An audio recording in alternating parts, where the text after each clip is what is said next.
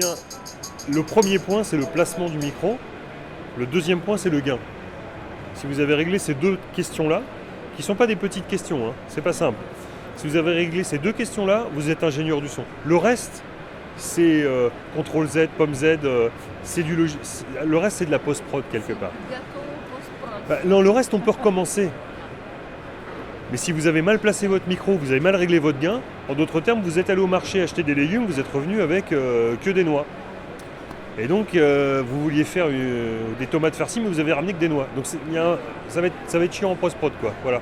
C'est les images que je prends, mais parce que pourvu que vous cuisiniez un peu, vous voyez ce que je veux dire. Plutôt que d'étudier soit un logiciel, ou soit des microphones, et pas s'en servir, moi, ce qui m'intéresse, c'est de former à la prise de son. Aujourd'hui, on en est à Pro Tools 11. Moi, j'ai commencé, on était à Pro Tools 4. Et demain, c'est Pro Tools 12. Et après, il y a Pro Tools 13, etc. Donc, former les gens au logiciel, moi, je préfère les former à se former. Parce que je ne serai pas toujours là, et puis voilà. Et de toute façon, c'est notre vie. Il y a des logiciels qui sortent tous les ans. Pro Tools, c'est tous les 1 an et demi. Il y a une nouvelle version tous les 2 ans, quoi. Et je parle que de Pro Tools, hein, Final Cut, etc. C'est pareil. Donc, il vaut mieux apprendre à se former. On peut faire de la formation logicielle, mais moi, je vais au-delà de ça. Je préfère leur donner un petit peu. C'est pour ça que je commence par un peu de théorie du son. Mais de façon rigolote, hein, c'est très digeste. Hein. Mais on parle, pour comprendre ce que c'est que la phase, et comprendre ce que c'est qu'un micro hypercardioïde, et un micro cardioïde, et un micro omnidirectionnel, etc. On décrit une chaîne sonore complète. On regarde les différents microphones pour pouvoir ensuite faire des choix.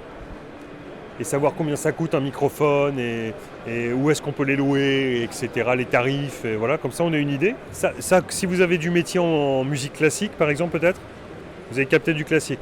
Donc vous savez comment on s'adresse à un chef, à un premier violon, et à un orchestre, ou à un chœur, ou à un chef de chœur, ou un organiste, ou etc. Vous savez leurs besoins, vous connaissez leurs contraintes.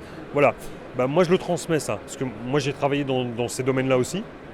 Enfin, j'ai travaillé dans un peu tous les domaines du son, sauf l'acoustique. Dans le cinéma, dans l'animation, dans le téléfilm, dans le documentaire, dans le reportage et le direct, dans la radio et dans la musique. Donc ça me permet de définir un petit peu le savoir-être aussi. À quel moment on vient placer ses micros sur un comédien, à quel moment on vient faire des tests, la méthode. On donne un petit peu de méthode au passage. La formation, c'est aussi ça, c'est aussi qu'on va se transmettre des tuyaux. On ne va pas juste vous dire, voilà, vous branchez, vous mettez le 48 volts et puis ça marche. Et puis allez, salut. Ça n'a pas d'intérêt. Ce qu'il faut, c'est, une fois qu'on a compris la technique, ce que je dis souvent, la technique, c'est 10% de notre métier. Après, il faut 20% de méthode, et le reste, c'est ça et ça.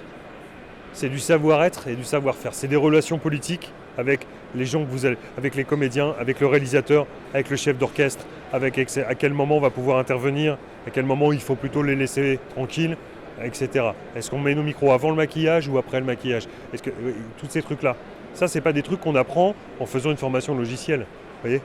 Ça c'est des trucs qu'on va apprendre en rencontrant des professionnels et en étant dans des formations avec, je sais pas moi, par exemple 7 participants dans lesquels il y aura un chargé de prod, un réal, 2 techniciens du son, un monteur qui a envie de se former, etc. On aura un panel de gens, c'est ça qui est intéressant.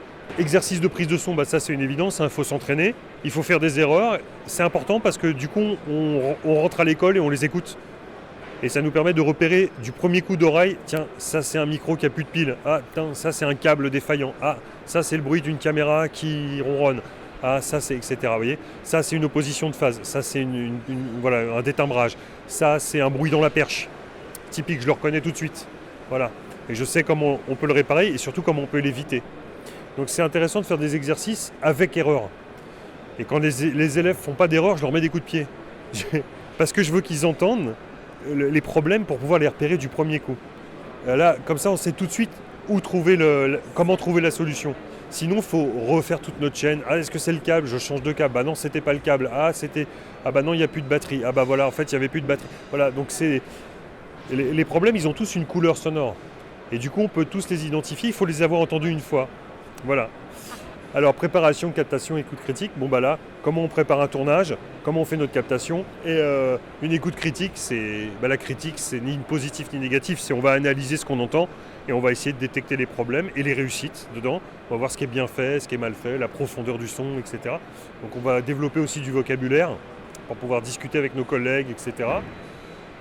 Ensuite, comment on rentre dans un logiciel, en l'occurrence Pro Tools, c'est quand même le plus répandu, même s'il y a de la concurrence en ce moment, Nuendo qui est quand même super bien. Moi, je penche pas pour l'un ou pour l'autre, hein. Tant qu'il y en a un qui m'a pas payé une piscine, pour moi, on peut tout faire avec tout. Faut juste, si on a la théorie, donc si on a de la méthode, on y arrive. Et puis montage et synchronisation, voilà, le son en 3 dimensions, quoi, son niveau, sa couleur et son placement dans le temps. C'est les 3 dimensions du son chez moi. Son niveau, c'est plus fort, moins fort, hein, on connaît. Mais c'est son rapport signal sur bruit aussi. Là, je suis obligé de parler fort parce qu'il y a un mec qui bricole là-bas. Donc soit je parle plus fort, soit on demande au mec de se calmer. Il y a une stratégie. Après, il y a la couleur, plus grave, plus aiguë, sa matière sonore. Et puis ensuite, il y a son placement dans le temps. Le placement du son par rapport à l'image, parfaitement synchrone ou légèrement désynchronisé. Ça, c'est un choix artistique ou légèrement chevauché. Et les sons, les uns par rapport aux autres. Et James Dean, quand il claque la portière et qu'il dit I love you, il claque la portière, I love you. Un comédien français, il fait I love you. Et du coup, on a la portière en même temps que la voix et c'est moche. Après, il y a la section mixage et ça, j'y tiens beaucoup. Parce que le mixage, il n'y a pas de formation de mixage en France, à proprement parler. Il y a des formations qui incluent du mixage, dans lesquelles il y a du mixage, mais il n'y a pas de formation de mixage à proprement parler en France. Et le mixage, c'est une étape hyper importante, parce que c'est la dernière étape de fabrication du film. C'est la dernière étape où le réalisateur va pouvoir encore agir sur le film. C'est un peu l'entonnoir des regrets. C'est le moment où tout ce qu'il a raté, il va falloir que ça marche et que ça soit joli. C'est le moment où la jeune réalisatrice qui a fait son film, elle se dit tiens, ma comédienne, je l'ai mal filmée, mais avec un peu plus de musique, ça va passer. Mais en mixage, on ne fait pas des merveilles, on fait des miracles. De temps en temps. On fait des miracles psycho-acoustiques. C'est-à-dire que l'étape du mixage, elle est malheureusement extrêmement négligée. J'étais à l'autre bout du Satish chez SSL, c'est des copains, ils vendent des consoles numériques de mixage magnifiques. Ils mixent du cinéma, eux. Ils ont des outils de travail formidables, mais ils m'ont dit, les réalisateurs qui savent parler du son, qui savent aborder une séance de mixage correctement, avec ces enjeux psychoacoustiques, parce qu'évidemment, la comédienne est très belle, mais si elle a une voix de conne, c'est foutu. Vous voyez ce que je veux dire ? Il va falloir à un moment penser le son du début jusqu'à la fin et le peaufiner dans cette étape qui est vraiment importante. Mixer en multicanal, c'est possible. Il faut que la production vous suive parce que ça coûte plus cher. Et puis le multicanal, c'est super au cinéma. Est-ce que c'est bien chez les gens ? Je ne sais pas. Dans les home cinéma, dans le salon de monsieur et madame Durand, je ne sais pas si c'est hyper bien toujours. Il y a autant de systèmes de réglage que d'appartements. On arrive à faire d'excellents compromis en stéréo. C'est-à-dire que quelqu'un qui a une super chaîne hi-fi avec sa télé, qui est dans un environnement super, un bon canapé, c'est le silence, il va écouter super bien. Et puis vous avez la personne qui regarde dans un écran plat comme celui-ci, là, avec les haut-parleurs de l'écran plat dans une chambre d'hôpital, avec du bordel à côté, etc. Vous voyez ? Et il faut que notre mixage, il marche pour les deux. C'est ça l'enjeu du mixage. Notre documentaire, il va être vu sur un téléphone dans un TGV ou sur un laptop, sur un ordinateur comme ça, parce qu'un mec l'aura téléchargé qui voulait le voir, et il va être vu aussi sur une super sono. Voilà, donc il faut que notre mixage il marche pour tout le monde. On fait du compromis. Et déjà réussir un bon mixage stéréophonique, putain, si déjà on avait des mixages stéréophoniques réussis dans ce pays, mon Dieu, ce serait génial. Et puis la sortie finale, justement, ça c'est une petite étape, mais on l'a mise quand même, elle est importante, c'est l'export, et c'est les différentes versions qu'on va faire.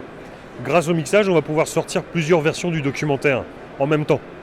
En un seul coup, on va faire une version internationale, une version anglaise, une version française, et éventuellement une version sans musique, qui va nous permettre de mettre une autre musique plus tard, ou etc. On va pouvoir faire plusieurs sorties en même temps. Une sortie pour le DVD, une sortie pour un site internet, et une sortie pour une diffusion télé. Voilà. Alors ça, c'est une des formations d'Ellipse. Enfin, moi, en fait, je voudrais les destiner aussi aux chargés de production et aux réalisateurs. Parce que les gens qui ratent leur prise de son, c'était le cas du monsieur qui est venu nous parler justement. Il a réalisé un court-métrage, lui, mais évidemment, malheureusement, il a raté ses prises de son. Par manque de connaissances, en fait. Et du coup, il s'est retrouvé avec de la post-prod, à n'en plus finir, à s'arracher les cheveux. Et son film qui aurait pu être produit peut-être je dis des bêtises, mais en 6 mois, il a produit son film en 2 ans, quoi. 4 ans, ouais. Donc c'est un tue-l'amour, quoi. Enfin, il y a un moment... ouais. Donc alors qu'il suffisait peut-être de faire 3-4 jours, 5 jours de formation, de maîtriser sa prise de son. Et après, la post-production, c'est du plaisir.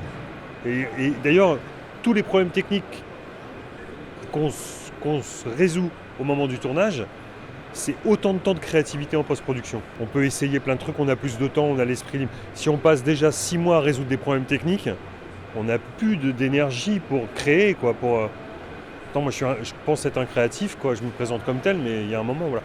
Et donc, je pense que les réalisateurs, mais aussi les chargés de production, devraient faire cette formation. C'est-à-dire, ils doivent prendre des micros dans leurs mains. Donc c'est possible de faire du sur-mesure. Et là, ça, je parle sous le contrôle de Karine, mais je pense que c'est en fonction des droits de formation.